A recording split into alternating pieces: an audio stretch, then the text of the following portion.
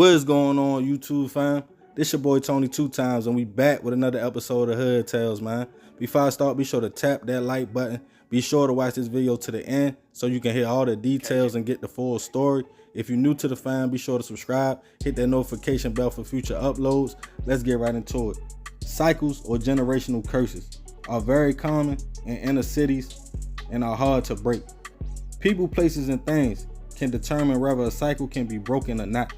Meaning if you come from a violent neighborhood with a lot of activity and you live long enough to have kids, the goal should be to get them to a better place so they won't grow up the same way you did and hopefully break the cycle. But unfortunately, a lot of times families feel stuck in the trenches, whether it's lack of money, resources, or just staying in a familiar place being scared of change, which leads to their children going through the same things the parents or even grandparents went through. It's no guidebook to surviving the inner city of America. And sometimes things happen way too fast. And on this episode of Hood Tales, we will take it to Omaha, Nebraska for a case involving two brothers and their homie and a hit that left a 17-year-old, 15-year-old, and 12-year-old all facing murder charges. Jarrell Milton, the father of Jarrell Milton, at the time just 12 years old, and Jamar Milton, 17. The man told news reporters in an interview from prison, where he is currently serving a life sentence for a 2010 murder committed in Minneapolis. He stated he did not set the best examples for his sons, exposing them to money, guns, dope, gang activity, and violence at a young age. Jarrell said the streets was all around the boys in their hometown. As their father, him and the kid's mother, Miss Moss, had their first child at just 17.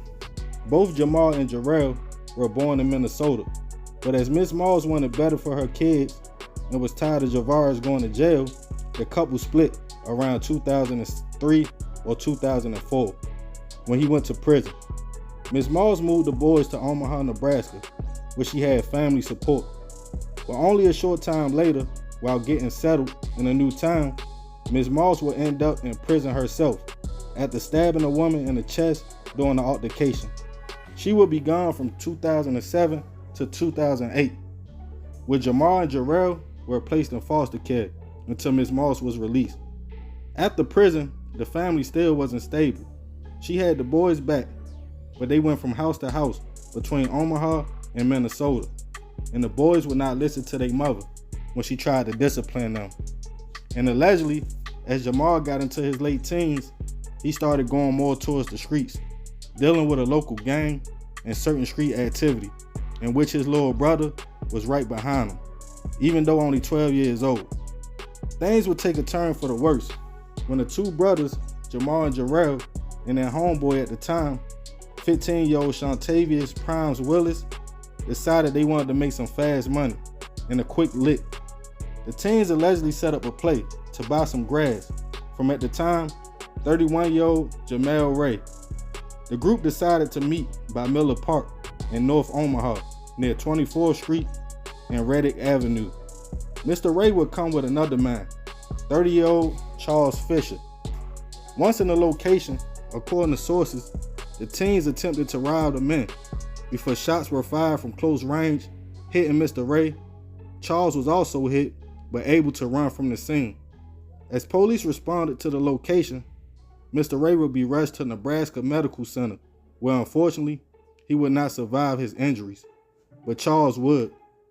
Police found bullets from multiple guns at the scene. After speaking to residents and witnesses, also Charles, authorities were surprised to learn it could have been teens responsible for the hit. A warrant was soon put out for the young men on attempted robbery, murder, and attempted murder charges. Jamar and Shantavius were quickly picked up in Omaha, as authorities alleged the boys were tied to a local gang called Nike Gang that were responsible for trapping, robberies, and other crimes in the area. It was alleged that all the teens had blicks on them during the robbery, but the youngest, 12-year-old Jarrell, was still on the run. Not too long after, police tracked the young man 400 miles away in Minneapolis. Detectives had questions on how does a 12-year-old get that far without the help from an adult. As the older boys were being held with no bail and being charged as adults, Jarrell was sent to be held at a juvenile facility to determine what his role was in the robbery. As the case made the trial, prosecutors argued that Jamar might have been the trigger man, but that Shantavius played a major part as well. Shantavius was soon found guilty of second-degree murder and deadly use of a weapon, and he was sentenced to 20 to 30 years for the murder and 10 to 20 years for the weapon charge. His time was ran wild. As for Jamar, he was also found guilty of murder and sentenced to 58 to 82 years in prison, and is eligible for parole in 34 years. As far as Jarrell, the youngest, he was sent to Boys Town, a youth facility. For his role in 2019, Jarrell would escape the facility, but was quickly found in South Dakota. There's no updates whether he has been released or not.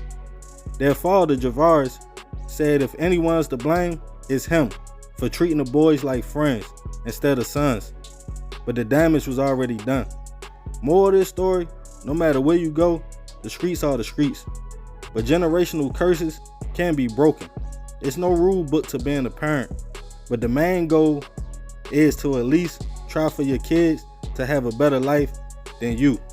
And if you provide that to them and they still blow it, at least you tried. But sometimes the cycle continues, unfortunately, and history repeats itself. So remember, we gotta succeed, not to fail, so we won't be just another hood tale. Man, crazy story, you feel me? Shout out to Omaha, you know what I mean? But at the end of the day, man, like they father said, when you got that kind of example, unfortunately, a lot of times, especially sons, they go in their father's footsteps, or they see what they see other people in the streets doing, especially men, and they take that as an example of how to be a man. And sometimes, man, they play out real bad, and in this situation, it did. As far as Jarrell, I'm not sure if he got juvenile life or not, which is till you 21. But at the time he escaped, I think he was 16 years old, and that was 2019. So, he should be coming home soon if he only got juvenile life. They said they sent him to a facility to make sure his mental was all there before they let him back out in the streets. But his brother, you feel me, he got big time. Also the other young man, at the end of the day, man, you young dudes out there looking for a quick lick, man, it don't be worth it. For a little bit of cash and a little bit of grass, and you get 50 something years, you gotta think about that, you feel me? You can go get a job at Wendy's and get the same amount of money. It might not be what you want, but you gotta start somewhere, man. But y'all already know. Let me know what y'all think about this one in the comments. This your boy Tony 2 times. Love, fam. I'm out.